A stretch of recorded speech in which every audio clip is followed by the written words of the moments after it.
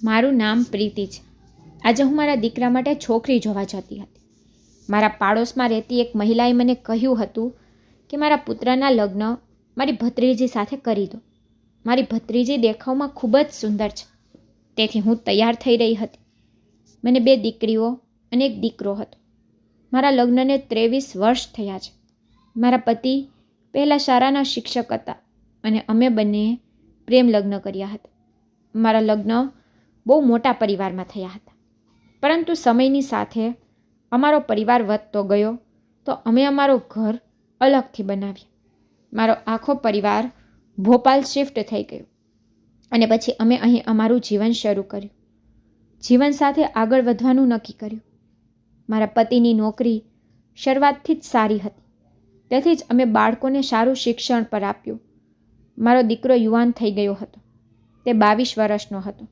પછી મારી 2 નાની દીકરીઓ હતી, ઈશા અને રીના. તે બંને પણ યુવાન થઈ ગઈ હતી. સૌથી નાની દીકરી ઈશા હજુ ભણતી હતી. મારી મોટી દીકરી રીનાને ભણવાનો શોખ ન હોવાથી વધુ ભણી શકી ન હતી. તેથી તે ઘરે જ રહેતી અને ઘરના તમામ કામકાજ સંભાળતી. અમારા બંનેમાં પતિ પત્નીમાં એક મોટી ખામી હતી કે અમે અમારા દીકરાને અમારી દીકરીઓ કરતાં વધુ માનતા. જો કે મારી દીકરીઓ ઘણી સારી હતી. તેને આ અંગે ક્યારેય ફરિયાદ કરી નથી. એવું ન કહ્યું હતું કે અમે બંને કરતાં તેના મોટા ભાઈને વધુ મહત્ત્વ આપ્યું. અમારા બંનેની જેમ તે પણ તેના ભાઈને ખૂબ પ્રેમ કરતી હતી. મારો પુત્ર બેંકમાં નોકરી કરતો હતો. અમે બધા ખૂબ ખુશ હતા, કારણ કે તેણે પણ સારી કમાણી કરવાનું શરૂ કર્યું હતું. શરૂઆતથી જ અમે અમારા પુત્રને ઘણી છૂટ આપી. તેને જે લાગતું તે એ કરતો. જો કે મેં મારી દીકરીઓ પર હંમેશા પ્રતિબંધ મૂક્યા હતા. મારા પતિ તેમની દીકરીઓને ખૂબ પ્રેમ કરતા હતા, પણ હું હંમેશા મારી દીકરીઓને ઠપકો આપતી રહી. તેને કોઈ પણ બિનજરૂરી ઘરની બહાર જવા દીધી ન હતી. હું તેમને સમજાવતી કે તેઓ ઘરે જ રહે. હું મારી નાની દીકરીને તેની કોલેજમાં ડ્રોપ કરવા જતી હતી. રીનાને કોઈ મિત્રો ન હતા, પણ ઈશાના ઘણા મિત્રો હતા. મેં મારી દીકરીને ક્યારેય મોબાઈલ ફોન પણ આપ્યો ન હતો. જ્યારે મારો પુત્ર સૌથી મોંઘો મોબાઈલ માંગતો તો અમે બંને પતિ પત્ની તેને પૈસા આપતા. અમારા મનમાં હંમેશા આ વાત હતી કે અમારો એક જ દીકરો છે અને આ દીકરો આગળ આવશે. આ આખરે અમારા વૃદ્ધાવસ્થામાં અમારા માટે એક આધાર બનશે. અમારી પાસે ભગવાને આપેલું બધું હતું. અમને અમારી જાત પર ગર્વ હતો કે અમારી પાસે કોઈ વસ્તુની કમી નથી. મારા પતિ પોતાને તેના બધા બહેનો અને ભાઈઓ કરતાં અમીર માનતા હતા. હવે મારા પુત્રને પણ સારી નોકરી મળી ગઈ હતી. તેથી અમે બંને પતિ પત્ની આકાશમાં પહોંચી ગયા. મારો પુત્ર સંપૂર્ણપણે તેના માતા પિતા પર ગયો હતો, પણ મારી દીકરીઓ એવી બિલકુલ ન હતી. તે ખૂબ જ ખુશ અને સમજદાર છોકરીઓ હતી. તેઓએ ક્યારેય તેમના ભાઈની બરાબરી કરવાનો પ્રયાસ કર્યો નથી. મેં મારી દીકરીઓને જે પણ કામ કરવાની મનાઈ કરી છે, તેઓએ ફરી ક્યારેય તે કરવાનો પ્રયાસ કર્યો નહીં. એકવાર મારી નાની દીકરી ઈશા મારી પરવાનગી વગર તેના મિત્રના ઘરે જન્મદિવસની પાર્ટીમાં ચાલી ગઈ હતી. જ્યારે મને આ અંગે જાણ થઈ એટલે મેં મારી દીકરી પર હાથ ઉપાડ્યો.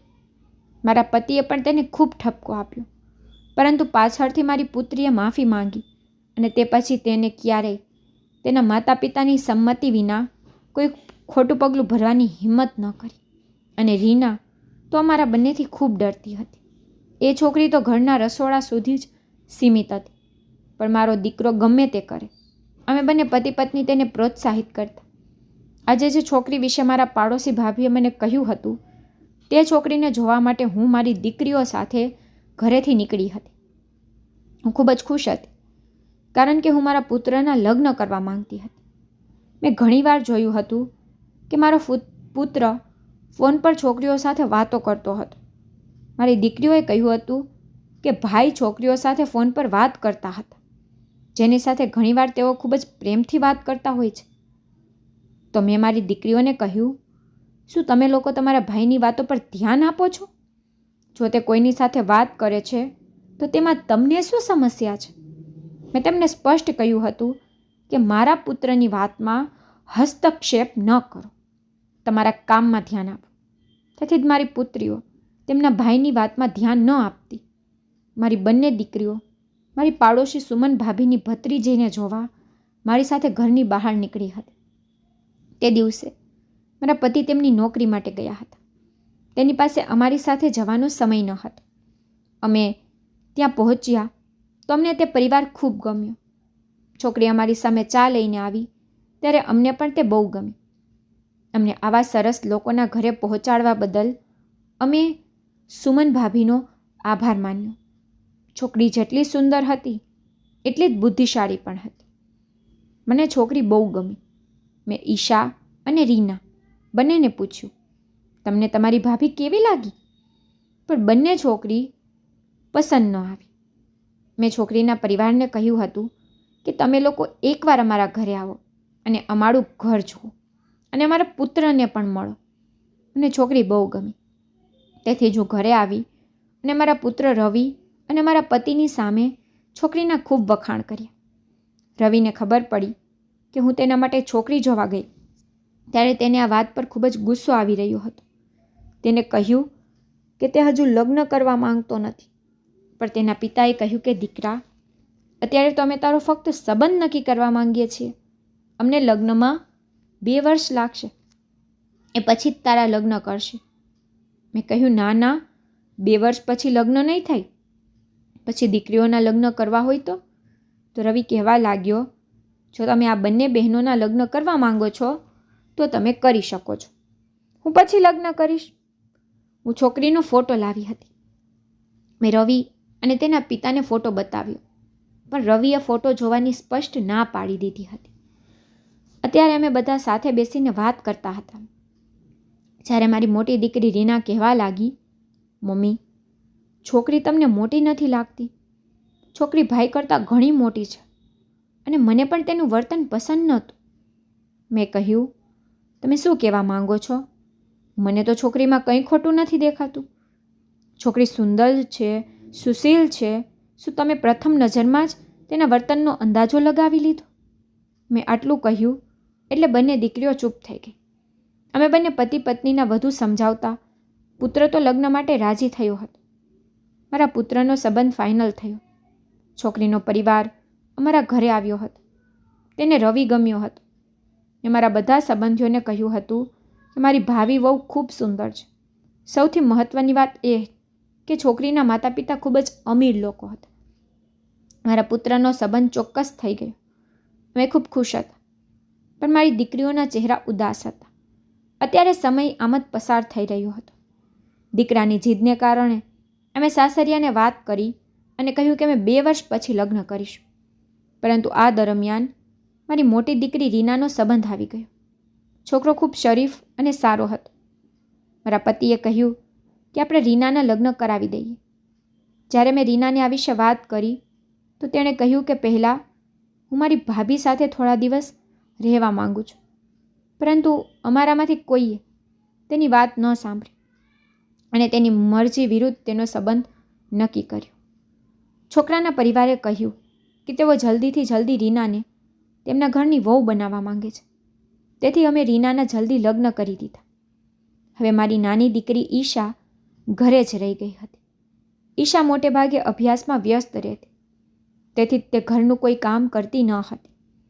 રીનાના ગયા પછી મને ઘણી સમસ્યાઓનો સામનો કરવો પડ્યો, કારણ કે જ્યારથી મારી દીકરી મોટી થઈ ત્યારથી મેં કોઈ કામ નહોતું કર્યું. પણ હવે રીનાના લગ્ન પછી મારે ઘરના કામ કરવા પડ્યા. જ્યારે મારી દીકરી હતી ત્યારે અમે ક્યારેય નોકરાણી રાખી ન હતી, પરંતુ તેના ગયા પછી નોકરાણી રાખવી મારા માટે મોટી મજબૂરી બની ગઈ હતી. મારા પતિએ જે નોકરાણી સાથે વાત કરી હતી તે યુવાન અને સુંદર છોકરી હતી. જ્યારે તે અમારા ઘરે કામ કરવા આવતી ત્યારે હું તેને ખૂબ રોકટોક કરતી હતી. મારી દીકરીને આ બધું ગમ્યું નહીં. મારી દીકરીએ મને કહ્યું, માં, તમે શાલુ દીદી પર બહુ ગુસ્સે થાવ છો. તમારા ઠપકાને લીધે તે છુપી રીતે રડે છે અને મને કહે છે કે મને કાઢી ન નાખો. આ નોકરી મારા માટે ખૂબ જ મહત્ત્વપૂર્ણ છે. તમે તેને દરેક વસ્તુ માટે વારંવાર નોકરીમાંથી કાઢી મૂકવાની ધમકી કેમ આપતા રહો છો? તે ખૂબ જ ડરી ગઈ છે. આ માટે મેં મારી દીકરીને ઠપકો આપ્યો અને કહ્યું કે જો તે ખોટું કામ કરશે તો હું તેને નોકરીમાંથી કાઢીને બીજા કોઈને નોકરી પર રાખીશ. તેને કહો કે તે પોતાની અંદર સ્વસ્થતા લાવે અને ઝડપથી બધું કરે. થોડા દિવસો વીતી ગયા હતા. હવે શાલુ બધા કામ ખૂબ જ સારી રીતે કરી રહી હતી. હવે મારું ધ્યાન તેના ઠપકા પરથી હટી ગયું હતું અને હવે હું ફક્ત મારા પુત્રના લગ્નના સપના જોતી રહી. મને એટલી જ ખબર હતી કે હું મારા પુત્રના લગ્ન કરીશ અને 3 મહિના રીનાના લગ્નને પણ થઈ ગયા હતા. હવે નોકરાણીના કારણે મને તેની કમી વધુ મહેસૂસ થતી ન હતી. મને ખબર નથી કે હું કેવા પ્રકારની મા બની ગઈ હતી, જેણે હંમેશા તેના પુત્રની જ સંભાળ રાખી હતી. મારી દીકરીના લગ્ન કરાવ્યા, તેમ છતાં તેને ક્યારેય બોલાવી ન હતી. એક દિવસ મારી દીકરી જાતે ઘરે આવી. જ્યારે તેણે ઘરે નોકરાણીને કામ કરતી જોઈ ત્યારે તેને કહ્યું કે સારું છે મમ્મી, તમે એક નોકરાણી રાખી છે. આ છોકરી ખૂબ જ સરસ રીતે ઘરના કામકાજ કરી રહી છે. મેં કહ્યું ઓકે, વધારે વખાણ ના કરો. વધુ પૈસા લે છે તો તે સારું જ કામ કરશે ને. પણ હું ઈચ્છતી હતી કે તે કોઈ દિવસ તેની નોકરી છોડી દે, જેથી હું કોઈ બીજાને શોધી શકું. પરંતુ તે નોકરી છોડવાના મૂડમાં ન હતી. આ દરમિયાન રવિએ બેંકની નોકરી છોડી દીધી. જ્યારે તેણે નોકરી છોડી ત્યારે અમને આશ્ચર્ય થયું. તેના પિતા બોલ્યા હતા. તેને કહ્યું કે દીકરા, તે બેંકની નોકરી કેમ છોડી દીધી? તમે જાણો છો કે નોકરી મેળવવી તમારા માટે કેટલું મુશ્કેલ હતું. તેણે કહ્યું પપ્પા, મારે આ કામ નથી કરવું. મને એક નવી નોકરી મળી છે, જેના માટે વધારે મહેનત કરવાની જરૂર નથી. ફક્ત ઘરે બેઠા ઓનલાઈન કામ કરો. હવે મારો દીકરો પણ મોટે ભાગે ઘરે જ રહેતો અને લેપટોપ સાથે ભગવાન જાણે શું કરતો રહેતો. તે આખો દિવસ ઘરમાં જ રહેતો. મેં ઘણી વાર જોયું હતું કે રવિ શાલુને કામ કરતી હોય ત્યારે ખૂબ ધ્યાનથી જોતો હતો. તેની આ આદતને કારણે મેં તેને ઘણી વખત અવગણ્યો હતો. તેને નોકરાણીને આ રીતે જોવી તે બિલકુલ સારું ન હતું. એક દિવસ ઈશા મારી પાસે આવી. તેણે કહ્યું મમ્મી, મારે તમારી સાથે કંઈક વાત કરવી છે. મેં કહ્યું હા બોલો, શું વાત છે? તો તેણે કહ્યું કે મેં ઘણીવાર નોટિસ કર્યું છે કે ભાઈ શાલુ દીદી તરફ ખૂબ ધ્યાનથી જુએ છે. ભાઈને જોઈને શાલુ ખૂબ જ ગભરાઈ જાય છે અને તેણે મને કહ્યું કે તારા ભાઈનું આ રીતે જોવું મને બિલકુલ પસંદ નથી. તારા ભાઈને મારાથી દૂર રહેવા કહો. જ્યારે પણ હું તેના રૂમમાં સફાઈ કરવા જાઉં છું ત્યારે તે મારી નજીક આવવાનો પ્રયત્ન કરે છે. મેં કહ્યું તને આ બધું કોને કહ્યું? તે કહેવા લાગી શાલુ દીદીએ કહ્યું છે અને મેં પણ ઘણીવાર મારી પોતાની આંખોથી આ જોયું છે. મેં કહ્યું ચૂપ રહે, તેના પ્રત્યે સહાનુભૂતિ રાખવાની જરૂર નથી. તે અમારા ઘરની નોકરાણી છે અને હંમેશા નોકરાણી જ રહેશે. આ સાંભળી મારી દીકરી ચૂપ થઈ ગઈ. મેં કહ્યું તેને સમજાવો કે તમારી સાથે વધુ મૈત્રી ન કરે, ફક્ત તેના કામ પર ધ્યાન આપે. ઘરનું વાતાવરણ અત્યાર સુધી કેમ સારું ચાલી રહ્યું હતું. એક દિવસ મારા દીકરાના સાસરિયાઓ તરફથી સમાચાર આવ્યા. તેઓ બાળકોની સગાઈ કરવા માંગે છે. મને પણ આની સામે કોઈ વાંધો ન હતો. અમે સગાઈ કરવાનો નિર્ણય લીધો હતો. મારા પતિએ સગાઈની તમામ વ્યવસ્થા સંભાળી લીધી હતી. હું મારા પુત્રની સગાઈની ખરીદીમાં વ્યસ્ત હતી, તેથી મને વધારે સમય મળતો ન હતો. મેં મારી દીકરીઓને પણ ઘરની બહાર બહુ કાઢી ન હતી. મોટે ભાગે ઈશા ઘરે જ રહેતી. હું મારા પતિ સાથે જઈને બધી ખરીદી કરતી હતી. એક દિવસ જ્યારે હું ઘરમાં પ્રવેશી ત્યારે ઘરમાં હંગામો મચી ગયો હતો. શાલુ જોર જોરથી રડી રહી હતી. મારા પતિ પૂછવા લાગ્યા શું થયું? અમે ગભરાઈને ઘરમાં પ્રવેશ્યા ત્યારે મારી દીકરી શાલુની બાજુમાં બેઠી હતી અને તેને આશ્વાસન આપવાનો અને તેને શાંત રાખવાનો પ્રયાસ કરી રહી હતી. મેં કહ્યું શું થયું છે અને આટલું બધું કેમ રડે છે? શાલુ દોડતી મારી પાસે આવી અને કહેવા લાગી મમ્મી, ભાઈએ સારું કર્યું નથી. મેં કહ્યું શું થયું છે તે મને કહે. ઈશા? તો ઈશા ફરી રડવા લાગી. તેને કહ્યું મમ્મી, ભાઈએ શાલુ દીદીની ઇજ્જત પર હાથ નાખ્યો છે. મેં આશ્ચર્યથી તેની સામે જોયું. મેં કહ્યું તું કેવા પ્રકારની વાતો કરે છે? તું ગાંડી થઈ ગઈ છે? હું શાલુ પાસે ગઈ. મેં તેને કહ્યું તમે મને કહો કે શું થયું. મને ખબર હતી કે મારી દીકરી તેના પિતા પાસે ગઈ હતી અને તેને કહી રહી હતી. આટલામાં મેં શાલુને પૂછવાનું શરૂ કર્યું તો શાલુએ મને કહ્યું કે તમારો દીકરો ઘણા સમયથી મારા પર બળજબરીનો પ્રયાસ કરી રહ્યો છે, પરંતુ મેં તેને ઘણી વખત ધમકી આપી છે કે હું તમારા માતા પિતાને કહી દઈશ. પણ આજે રવિજીને લાગ્યું કે ઘરે કોઈ નથી, તેથી તેણે એકલતાનો લાભ ઉઠાવીને મારા પર દબાણ કર્યું અને મારી ઇજ્જત બરબાદ થઈ ગઈ. તે બેકાબૂ થઈને રડી રહી હતી. તેના કપડાં પણ ફાટી ગયા હતા. રવિ ઘરમાં હાજર ન હતો.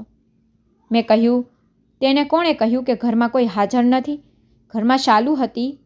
મારો પુત્ર આ કરી શકતો નથી. તો ઈશા મારી પાસે આવી અને કહેવા લાગી, મમ્મી, ભાઈએ વિચાર્યું કે હું પણ તમારી સાથે ગઈ છું, પણ હું મારા રૂમમાં બેસીને આરામથી અભ્યાસ કરી રહી હતી. જ્યારે મેં શાલુ દીદીની ચીસો સાંભળી, હું રૂમની બહાર દોડી ગઈ. મેં જોયું કે ભાઈના રૂમમાંથી શાલુ દીદીની ચીસોનો અવાજ આવી રહ્યો હતો. ભાઈએ તેના રૂમનો દરવાજો બંધ કરી દીધો હતો. હું લાંબા સમય સુધી રૂમના દરવાજા પર પછાડતી રહી, પણ ભાઈએ મારી વાત ન સાંભળી અને રૂમમાંથી શાલુ દીદીના રડવાનો અવાજ આવતો રહ્યો. લાંબા સમય સુધી હું દરવાજે ઊભી રહી. થોડીવાર પછી દરવાજો ખુલ્યો અને ભાઈ રૂમની બહાર આવ્યા.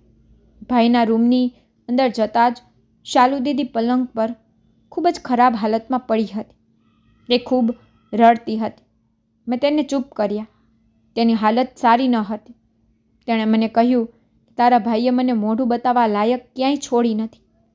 મેં ઈશા તરફ ગુસ્સાથી જોયું તો તે કહેવા લાગી, મમ્મી, હું ખોટું નથી બોલતી. હું દરેક વાતની સાક્ષી છું. મેં મારી આંખે બધું જોયું છે.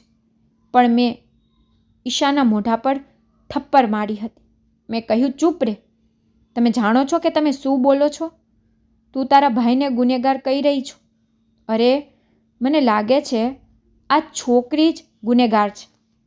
પછી હું રડતી શાલુ પાસે ગઈ અને તેનો હાથ પકડીને તેને જોરથી હલાવી. મેં કહ્યું, આ છોકરી તો મને શરૂઆતથી જ સાચી નથી લાગતી. આવી છોકરીઓ અમીર પરિવારના છોકરાઓને બદનામ કરવામાં કોઈ કસર છોડતી નથી. તે તારા ભાઈને આ આરોપમાં ફસાવી અને અમારા ઘરની વહુ બનવા માંગે છે. ઈશાની આંખોમાં આંસુ આવી ગયા. શાલુ હાથ જોડીને કહી રહી હતી કે તે સાચું બોલી રહી છે. તમારા દીકરાના કારણે મારું જીવન બરબાદ થઈ ગયું છે. મારે શું કરવું જોઈએ? મારે ક્યાં જવું જોઈએ? હું શું કહું છું તે તમે સમજવાનો પ્રયત્ન કરો. તમે સ્ત્રી છો અને છતાં મારી સાથે આવો વ્યવહાર કરો છો. મારા પતિ એક બાજુ ઊભા રહીને આ બધું જોઈ રહ્યા હતા. મેં મારા પતિને કહ્યું, અરે, તમે શું જોઈ રહ્યા છો? પોલીસને અહીં અને હમણાં જ બોલાવો. હું આ છોકરીને પોલીસને હવાલે કરીશ. મારા પતિએ કહ્યું કે આ હંગામો કરવાની શું જરૂર છે? આ છોકરીને તેની નોકરીમાંથી કાઢી નાખો. પોલીસને બોલાવીને હંગામો મચાવવાની શું જરૂર છે? મારી દીકરી ઝડપથી તેના પિતા પાસે ગઈ અને કહેવા લાગી, પપ્પા, તમે શું કહો છો? તમે લોકો આ ગરીબ માસૂમ છોકરી સાથે અન્યાય કરી રહ્યા છો. શાલુ એક ગરીબ છોકરી હતી અને આ દેશની ગરીબ છોકરી માટે તેનું સન્માન ગુમાવવું એ મોટી વાત હતી. તે મારી સામે હાથ જોડીને વિનંતી કરી રહી હતી, પરંતુ તેમ છતાં મેં તેને ઘરની બહાર ધકેલી દીધી અને કહ્યું કે હવેથી મારા ઘરે આવવાની જરૂર નથી. જો આ છોકરી મારા ઘરે વધુ સમય રોકાઈ હોત તો તે મારા પુત્ર પર વધુ આરોપ લગાવી શકત. મને ખબર નહોતી મારા દીકરાએ તેની સાથે કંઈ ખોટું કર્યું છે કે નહીં, કારણ કે જો તે કંઈ કર્યું હોત તો પણ મેં મારા પુત્રને જ બચાવ્યો હોત. રવિ હજી ઘરે આવ્યો ન હતો. તેના પિતા વારંવાર તેને ફોન કરતા હતા. મારી પુત્રીને શાલુનો ખૂબ જ આઘાત લાગ્યો હતો. તે રૂમમાંથી બહાર પણ આવતી ન હતી. જો હું તેના રૂમમાં જાઉં તો તે મને વારંવાર કહેતી હતી કે તે શાલુ સાથે સારું નથી કર્યું. પણ જેમ જેમ સમય પસાર થતો ગયો તેમ તેમ મારા હૃદયમાંથી શાલુ નીકળતી ગઈ હતી. મારા પુત્રની સગાઈ ખૂબ સારી રીતે થઈ. ત્યારથી અમારા ઘરમાં પૈસાનો વરસાદ થવા લાગ્યો. મારા પુત્રએ તેના ઓનલાઈન કામથી ઘણા પૈસા કમાવાનું શરૂ કર્યું. અમે ખૂબ જ ખુશ હતા કે અમારો પુત્ર દિવસે ને દિવસે સફળ થઈ રહ્યો છે. મેં રવિ સાથે શાલુને લગતી કોઈ વાત કરી ન હતી. મેં જોયું હતું કે ઈશા તેના ભાઈ સાથે વાત કરતી ન હતી અને જ્યારે તેનો ભાઈ ઘરે હતો ત્યારે તે પોતાને તેના રૂમમાં બંધ કરી દેતી હતી. મને લાગ્યું કે મારી દીકરી પાગલ થઈ ગઈ છે, તેથી જ તે આવું વર્તન કરી રહી છે. તેને આ બાબત તેની મોટી બહેનને પણ જણાવી હતી. તે પણ એક દિવસ અમારા ઘરે આવી હતી અને રવિ સાથે વાત કરી હતી. રવિને કહ્યું હતું કે ભાઈ, તે નોકરાણી સાથે સારું કર્યું નથી, જેના પર મારા પુત્રએ તેની બહેન પર ગુસ્સો કર્યો અને કહ્યું કે આમાં મારી ભૂલ નથી, તે મારી પાછળ પડી હતી. જ્યારે મેં 3 ભાઈ બહેનોને વાત કરતા જોયા ત્યારે મને ખૂબ ગુસ્સો આવ્યો. મેં મારી બંને દીકરીઓને સખ્ત ઠપકો આપ્યો. મેં કહ્યું, મારા દીકરા પર આરોપ લગાવવાની તમારી હિંમત કેવી રીતે થઈ? તમને લોકોને શરમ નથી આવતી? આ તારો ભાઈ છે અને તે એક નોકરાણી. તે નોકરાણીએ જે કહ્યું તમે માની લીધું? તમે તમારા ભાઈને દોષ આપો છો? તે દિવસે મારી નાની દીકરી ઈશાએ કહ્યું હતું કે માં, તમે હંમેશા ભાઈની ભૂલોને પ્રોત્સાહન આપ્યું છે. એક દિવસ એવો આવશે જ્યારે તમે તમારા ભાઈની ભૂલોને લીધે ઘણો પસ્તાશો અને તમારી પાસે પસ્તાવા સિવાય કંઈ જ બચશે નહીં. મેં મારી બંને દીકરીઓ પર ખૂબ ગુસ્સો કર્યો હતો. રીનાએ તો તે દિવસ પછી ઘરે આવવાનું જ બંધ કરી દીધું હતું અને ઈશા આ ઘરમાં જ કોઈની સાથે વાત કરતી ન હતી, જેનાથી મને કોઈ ફરક પડ્યો ન હતો. મારા માટે મારો પુત્ર જ સર્વસ્વ હતો. આ દિવસોમાં કોઈ પણ રીતે તે વધુ પૈસા કમાઈ રહ્યો હતો, તેથી જ અમે પતિ પત્ની બંને તેના પ્રત્યે વધુ સહાનુભૂતિ દર્શાવતા હતા. શાલુના ગયા પછી મેં બીજી નોકરાણી રાખી, પણ આ વખતે નોકરાણીએ રાખેલી નોકરાણી કોઈ નાની છોકરી નહીં, પણ 4-5 બાળકોની માં હતી. મારા દીકરાના લગ્નનો સમય પણ આવી ગયો હતો, કારણ કે 2 વર્ષ થોડી જ વારમાં વીતી ગયા હતા. મારા પુત્રના લગ્ન ખૂબ જ ધામધૂમથી થયા હતા. તેના લગ્ન જીવનમાં કોઈ પણ પ્રકારની કમી ન હતી. મને મારા પુત્રની પત્ની પાસેથી ઘણી અપેક્ષાઓ હતી, પરંતુ લગ્નના થોડા જ દિવસોમાં બંને પતિ પત્નીમાં બદલાવ આવવા લાગ્યો. મારા પુત્રએ તેના તમામ પૈસા પોતાની પાસે રાખવાનું શરૂ કરી દીધું. તેને અમને બંને પતિ પત્નીને કશું આપ્યું નહીં. તેના લગ્નમાં ઘણો ખર્ચો થયો હતો, તેનો હિસાબ પણ આપ્યો ન હતો. તેના લગ્નમાં જે પણ ખર્ચ થયો હતો તે મારા પતિએ કર્યો હતો. થોડા દિવસો સુધી બધું બરાબર ચાલ્યું, પણ ધીમે ધીમે મારી વહુ સોનિયાએ તેના રંગો બતાવવાનું શરૂ કર્યું. તેને ઈશા બિલકુલ પસંદ ન હતી. તે ઈશાને નાની નાની બાબતો પર રોકતી હતી. તે તેની ભાભીથી એટલી કંટાળી ગઈ હતી, પણ તેને ક્યારે મને કે તેના પિતા કે તેના ભાઈને તેની ભાભીની ફરિયાદ કરી ન હતી, કારણ કે આ પહેલાં પણ તે ઘણી વખત તેના ભાઈ વિશે ફરિયાદો લઈને આવી હતી, જેના પર મેં અને મારા પતિએ પલટવાર કરી તેને ઠપકો આપ્યો હતો. તેથી જ હવે મારી દીકરીઓએ અમને તેમના ભાઈ અને ભાભી વિશે કશું કહ્યું નહીં. ઈશાનો અભ્યાસ ફાઇનલ થઈ ગયો હતો. મારા પતિએ કહ્યું કે હું જલ્દીથી જલ્દી ઈશાના લગ્ન કરીશ. તેથી અમે ઈશા માટે સંબંધ શોધવાનું શરૂ કરી દીધું હતું, પરંતુ હજુ સુધી અમે તેના માટે કોઈ સારો સંબંધ શોધી શક્યા ન હતા. એક દિવસ સોનિયા મારી પાસે આવી અને કહેવા લાગી, મમ્મી પપ્પા, તમે લોકો ઈશાના સંબંધની ચિંતા કરો છો, પણ હું ઈચ્છું છું કે તમે તેના લગ્ન મારા ભાઈ સાથે કરાવો. સોનિયાનો ભાઈ આશીષ દુબઈમાં નોકરી કરતો હતો, સારા પૈસા કમાતો હતો. સોનિયા હંમેશા પોતાના ભાઈના વખાણ કરતી રહેતી. તેથી અમે વિચાર્યું કે જો અમે તેના લગ્ન ત્યાં કરીશું તો મારી દીકરી ત્યાં સુખી થશે. આ બધાને ધ્યાનમાં રાખીને અમે ઈશાનો સંબંધ સોનિયાના ભાઈ સાથે નક્કી કરી નાખ્યો. જે રીતે અમે બંને પતિ પત્ની અમારી મોટી દીકરીની ઈચ્છા જાણવા માંગી ન હતી, અમે અમારી નાની દીકરીને પણ કશું પૂછ્યું નહીં. બસ ચૂપચાપ તેની સાથે લગ્ન કર્યા. મારી દીકરી ખૂબ જ સારી અને હોશિયાર હતી. મારી દીકરી પણ લગ્ન કરીને ઘર છોડીને ચાલી ગઈ હતી. હવે ઘરમાં માત્ર અમે 4 જ રહી ગયા હતા. લગ્ન પછી ઘણો સમય થઈ ગયો હતો. મારા પતિ તેમના પગારથી ઘર ચલાવતા હતા. રવિએ ઘણા સમયથી પૈસા આપ્યા ન હતા. જ્યારે પણ મારા પતિ મને રવિ પાસેથી પૈસા લેવા કહેતા હતા, જ્યારે પણ હું મારા પુત્ર પાસે પૈસા માંગતી તો તે તરત જ ના પાડી દેતો. મેં મારા પતિને કહ્યું કે તમારે હજુ મૌન રહેવું જોઈએ. તેના નવા લગ્ન થયા છે. તો મારા પતિએ કહેવાનું શરૂ કર્યું કે નવા લગ્ન છે, પણ તમારા પુત્રએ લગ્નમાં એક પણ પૈસો રોક્યો નથી. મેં તેના આખા લગ્ન કર્યા છે. મેં કહ્યું કે જ્યારે મારો દીકરો ઘણા પૈસા કમાઈ લેતો હતો ત્યારે તે તમારી પાસે લાવતો હતો. તમારે તેના પૈસા બચાવીને રાખવા હતા. જ્યારે હું તેની સાથે વાત કરતી ત્યારે તે મૌન થઈ જતો હતો. પણ હવે ઘણો સમય થઈ ગયો હતો. રવિ અને તેની પત્નીનું વર્તન દિવસે ને દિવસે બદલાતું હતું. બંને તેમના તમામ શોખ પૂરા કરતા. જે દિવસથી તેની પત્ની ઘરે આવી ત્યારથી તેણે તેના માતા પિતા પર કોઈ ધ્યાન આપ્યું ન હતું. અમારા ઘરમાં કામ કરતી નોકરાણીને રવિની પત્નીએ નોકરીમાંથી પણ કાઢી મૂકી હતી. તેણે કહ્યું હતું કે મમ્મી, મને નોકરાણી દ્વારા રાંધવામાં આવેલું ભોજન પસંદ નથી. હવે તમે ઘરનું કામ કરો. મેં કહ્યું, દીકરા, હું ઘરનું કામ કેવી રીતે કરીશ? મેં કહ્યું, તમારા પતિ ઘરમાં જેટલા પૈસા કમાય છે તેટલા જ પૈસા મારા પતિ પણ કમાય છે. તો તેને કહ્યું, તમને ખબર નહીં હોય, પણ પાપાજીએ 2 દિવસ પહેલાં નોકરી છોડી દીધી છે. મેં કહ્યું, તમે શું બોલો છો? તો તે કહેવા લાગી, તમે માનતા નથી તો તમે જાઓ અને પપ્પા સાથે વાત કરો. પછી હું રૂમમાં આવી અને મારા પતિને પૂછ્યું કે શું તમે નોકરી છોડી દીધી છે?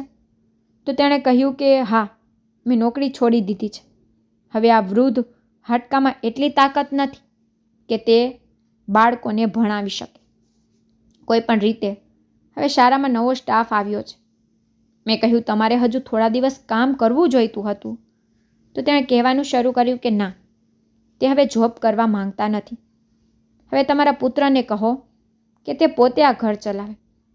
તેથી જ તેની પત્ની આટલી મોટેથી વાત કરતી હતી, કારણ કે મારા પતિ પાસે નોકરી ન હતી. તે દિવસથી અમારા ખરાબ દિવસો આવવા લાગ્યા. મને મારી દીકરીઓ સાથેનો એ સમય યાદ આવતો હતો જ્યારે હું મારી દીકરીઓને ઠપકો આપતી હતી.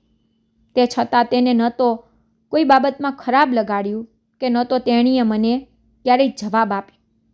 પણ હવે મારી બંને દીકરીઓએ તેમના માતા પિતાના ઘરે આવવાનું સંપૂર્ણપણે બંધ કરી દીધું હતું. અમારો દીકરો પણ અમારા હાથમાંથી નીકળી ગયો હતો. તેણે અમારી વાત સાંભળી ન હતી. મારા દીકરા અને વહુમાં આટલો બદલાવ આવશે એવી મને અપેક્ષા ન હતી. અમે આખી જિંદગી અમારા દીકરાને ખૂબ પ્રેમ કર્યો હતો અને આજે જ્યારે તેના લગ્ન થયા ત્યારે તે તેની પત્ની જેવો જ થઈ ગયો હતો. આ બધું જોઈને મારા પતિને પણ પસ્તાવો થવા લાગ્યો, કારણ કે અમારા દીકરાએ તેના માતા પિતાને દગો આપ્યો હતો. ખૂબ જ ખરાબ વર્તન કરવા લાગ્યો હતો. મારી વહુનું અમારા પ્રત્યેનું વર્તન દિવસે ને દિવસે એટલું ખરાબ થતું જતું હતું.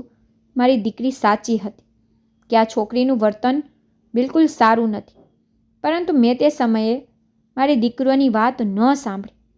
એક દિવસ મારા પતિ કહેવા લાગ્યા કે આપણે ઈશાને મળવું જોઈએ.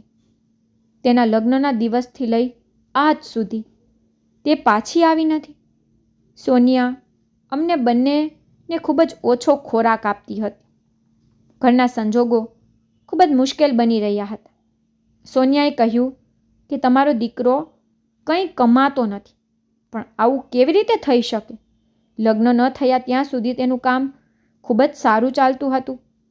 તે કહેતી હતી કે જ્યારે દીકરો કોઈ કામનો નથી તો પછી મને ઘરની વહુ બનાવવાની શું જરૂર હતી? પણ તે આવી વાતો ખાનગીમાં જ કહેતી હતી. તે તેના પતિની સામે ખૂબ જ સરસ અને સારી રીતે વર્તતી હતી. મેં સોનિયાને કહ્યું કે મને ઈશાનો મોબાઈલ નંબર આપો, કારણ કે જ્યારે ઈશાના લગ્ન થયા ત્યારે ખબર પડી કે ઈશા લગ્નના થોડા દિવસો બાદ જ દુબઈ ગઈ હતી. પરંતુ સોનિયાએ નંબર આપવાનો સ્પષ્ટ ઇનકાર કરી દીધો હતો. તેને કહ્યું કે તે ક્યાં છે અને ક્યાં નથી તે ખબર નથી.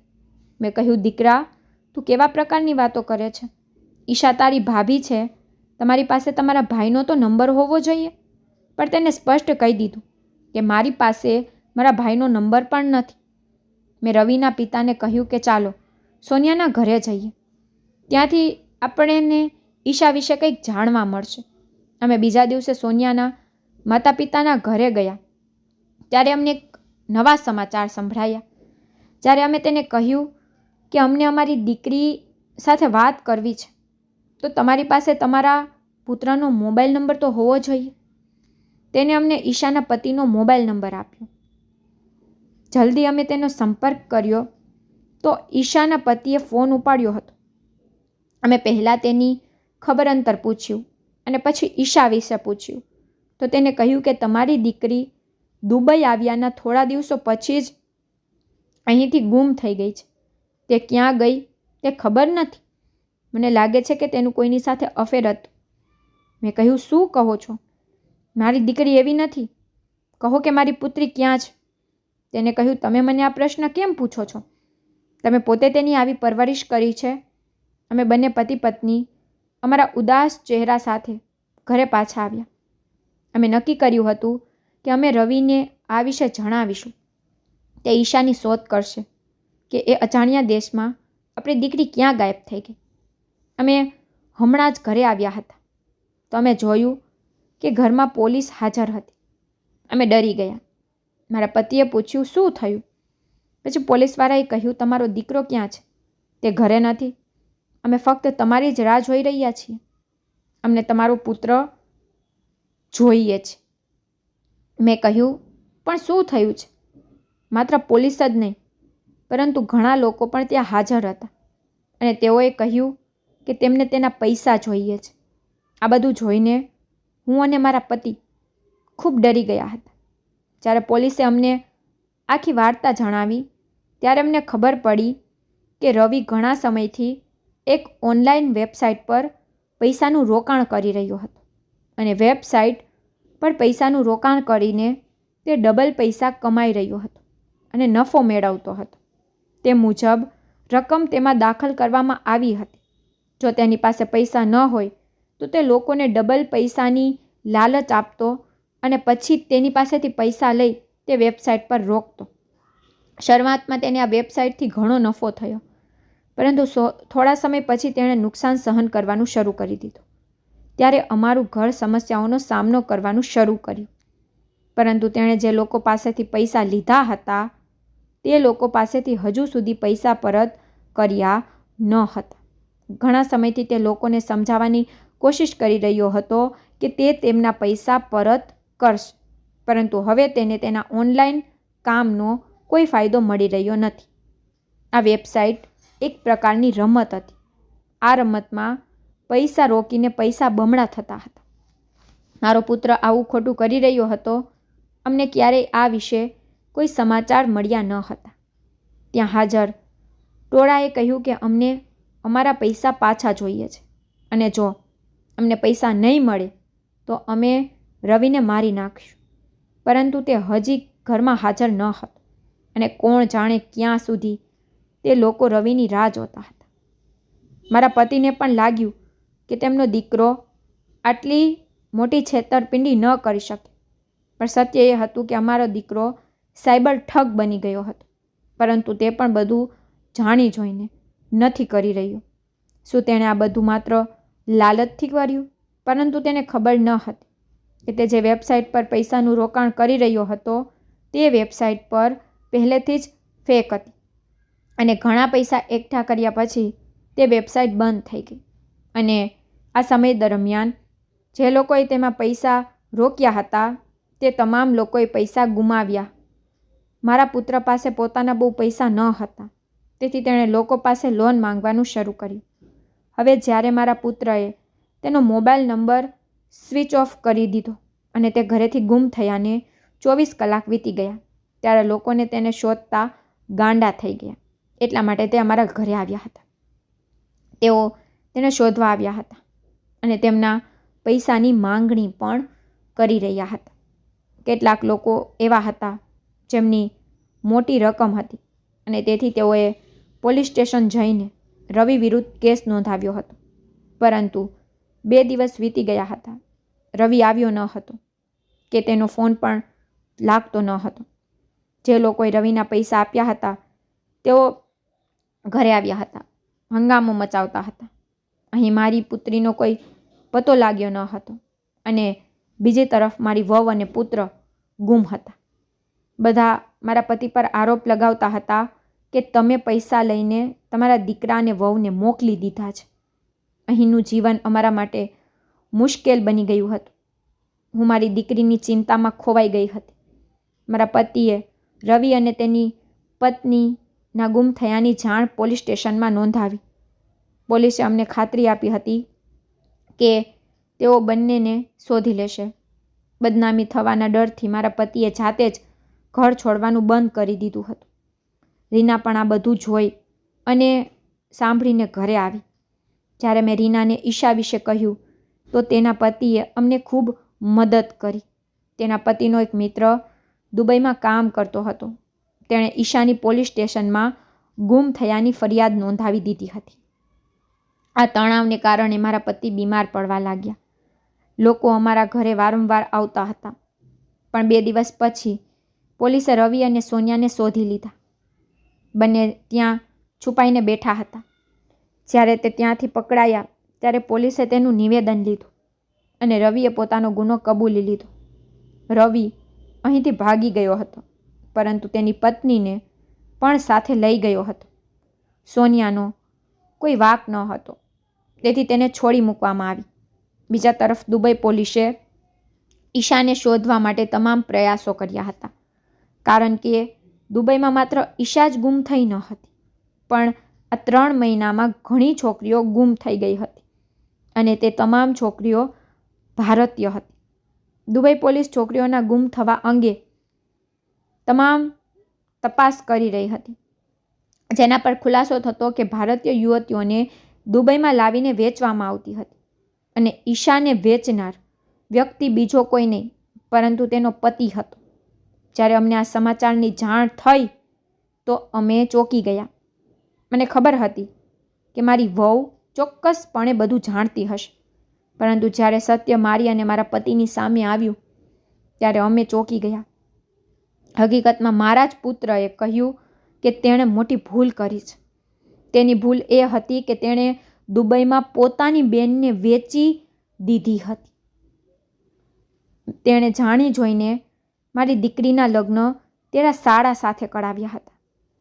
કે છોકરો દુબઈમાં નોકરી કરતો હતો, તે સારી રીતે કમાતો હતો, તેથી અમે તેની સાથે ઈશાના લગ્ન કર્યા. પરંતુ અમને ખબર ન હતી કે તે દુબઈમાં શું કામ કરે છે. લગ્નના 1 અઠવાડિયા પછી જ તે મારી પુત્રીને દુબઈ લઈ ગયો અને ત્યાં ગયા પછી તેણે ઈશાને વેચી અને નફાનો અડધો ભાગ તેની બહેનને મોકલી આપ્યો. સોનિયા એક દિવસ તેના ભાઈ સાથે ફોન પર વાત કરતી હતી અને તેની પાસે આટલા પૈસા જોઈને રવિ તેના પર શંકા કરવા લાગ્યો, કારણ કે રવિના મનમાં સોનિયાએ નાખ્યું હતું કે તમે ઈશાના મારા ભાઈ સાથે લગ્ન કરાવો. જ્યારે રવિએ ઈશાની આ રીતે વેચવાની વાત સાંભળી તો તેણે તેની પત્ની સાથે લડાઈ શરૂ કરી. તેની પત્નીએ તેને પૈસા બતાવ્યા જે તેને ઈશાને વેચ્યા બાદ મળ્યા હતા. પૈસા આપ્યા પછી રવિની આંખો લોભથી ભરાઈ ગઈ અને તેને તે પૈસા પણ આ કામમાં વાપરી દીધા. પરંતુ તે વેબસાઇટ અચાનક બંધ થઈ ગઈ અને મારા પુત્રએ તેમાં રોકેલા તમામ નાણાં ખોવાઈ ગયા. પોલીસે મારા પુત્રની ધરપકડ કરી હતી. તેની પત્ની પણ ખૂબ હોશિયાર સ્ત્રી હતી. હવે અમે બંને પતિ પત્નીને સમજાઈ ગયું હતું કે જેના પણ અમને જીવનમાં હંમેશા ગર્વ હતો એ દીકરાએ અમારું માથું નમાવ્યું અને અમારી દીકરીઓએ હંમેશા અમારી આગળ માથું નમાવ્યું. તે અમારી ભૂલનો શિકાર બની. મારી મોટી દીકરીના પતિએ ખૂબ પ્રયાસ કર્યો અને કોઈક રીતે દુબઈથી ઈશાને બોલાવવામાં આવી હતી, કારણ કે તે દુબઈ ચાલ્યા ગયા અને ત્યાં જઈને તેને બધી તપાસ કરી અને આ રીતે તમામ યુવતીઓ પકડાઈ ગઈ. હું અને મારા પતિ અમારા પુત્ર વિશે ખૂબ જ શરમ અનુભવતા હતા. અમારા લાડથી તે બગડ્યો હતો. તેને અમારા પ્રેમનો ખોટો ફાયદો ઉઠાવ્યો. પૈસાના લોભમાં તે એટલો આંધળો થઈ ગયો હતો કે તેને માત્ર તેની બહેનને બચાવવાની કોશિશ જ નહીં કરી, પરંતુ તેના પૈસા પણ ખોટા કામમાં લગાડી દીધા. ભગવાનની કૃપા હતી કે ઈશા ઘરે પાછી આવી. અમે સોનિયા અને રવિને તેમના નસીબ પર છોડી દીધા અને પછી અમે અમારી પુત્રી સાથે તે શહેર છોડીને બીજા શહેરમાં ચાલ્યા ગયા. પરંતુ આ અકસ્માતને કારણે મને અને મારા પતિને એક શીખ મળી કે જે હંમેશા પુત્રને મહત્ત્વ આપે છે તે લોકો ક્યારેય તેમના પુત્રના પ્રેમમાં એટલા આંધળા થઈ જાય છે કે તેઓ તેમને ખોટું પણ કરવા દે છે. તો આપણે બાળકોને સમાન રીતે પ્રેમ કરવો જોઈએ. આપણે આપણી દીકરીઓને પણ પ્રેમ કરવો જોઈએ અને આપણી દીકરીઓને તેમનો અધિકાર મળે તે માટે આપણે અવાજ ઉઠાવવો જોઈએ. જ્યારે પુત્રોને પણ શીખડાવું કે તમારે તમારી બહેનોનું સન્માન કરવું જોઈએ. મારા પુત્રએ પણ તે નોકરાણી સાથે અન્યાય કર્યો હતો. જો મેં તે સમયે મારા પુત્રના આરોપો છુપાવ્યા ન હોત તો કદાચ ભવિષ્યમાં મારા પુત્રએ વધુ ભૂલો ન કરી હોત. કારણ કે આ નોકરાણી અને મારી પુત્રીએ કહ્યું હતું કે એક દિવસ અમને અમારા પુત્રના કારણે ખૂબ પસ્તાવો થશે અને આ સમય આવી ગયો હતો. પરંતુ શહેર છોડતા પહેલાં મેં મારા પતિને કહ્યું હતું કે આપણે શાલુને મળવું જોઈએ. આપણે શાલુ પાસે માફી માંગવી જોઈતી હતી. કદાચ કારણ કે શાલુ સાથે જે કંઈ થયું તેમાં માત્ર રવિનો જ વાંક નથી, પણ મારી પણ ભૂલ હતી. જ્યારે અમે તેની પાસે માફી માંગવા ગયા ત્યારે મને તેના પરિવારના તરફથી ખબર પડી કે તે તો પરિણીત છે અને તેણે એક સરસ વ્યક્તિ સાથે લગ્ન કર્યા છે. તે તેના સાસરિયાના ઘરે ખૂબ જ ખુશ છે. તેમના પરિવારના સભ્યો ખૂબ ગરીબ હતા, તેથી અમે તે લોકોને કશું કહ્યું નથી. અમે પહેલેથી જ ખૂબ શરમજનક હતા, પરંતુ અમે ખુશ છીએ કે છોકરી સારી જગ્યાએ ગઈ છે. પરંતુ અમારી સાથે ઘણું ખરાબ થયું. અમે શરમ અનુભવવા સિવાય કંઈ કરી શકતા નથી. મારી દીકરી રડતા રડતા કહેતી હતી કે તમારી હરકતો મારી સામે આવી છે કારણ કે તમે અને તમારા પુત્રએ જે કર્યું તેની સજા મને મળી છે. મેં મારી પુત્રી પાસે પણ માફી માંગી હતી. મને અને મારા પતિને જાણવા મળ્યું હતું કે જેઓ પોતાના પુત્રોને પુત્ર માની તેની વાત બસ હા હા કરે છે, તેઓ તેમના પુત્રોની ભૂલોને પ્રોત્સાહન આપે છે. તેઓ આવનારા ખરાબ સમય માટે તૈયારી કરી રહ્યા છે. તેથી બાળકોને હંમેશા સારા પાઠ ભણાવવા જોઈએ. અને જો તમને મારી સ્ટોરી પસંદ આવી હોય તો લાઈક શેર સબસ્ક્રાઈબ જરૂરથી કરજો અને કોમેન્ટમાં મને જરૂરથી કહેજો કે તમને મારી સ્ટોરી કેવી લાગી છે. Thank you.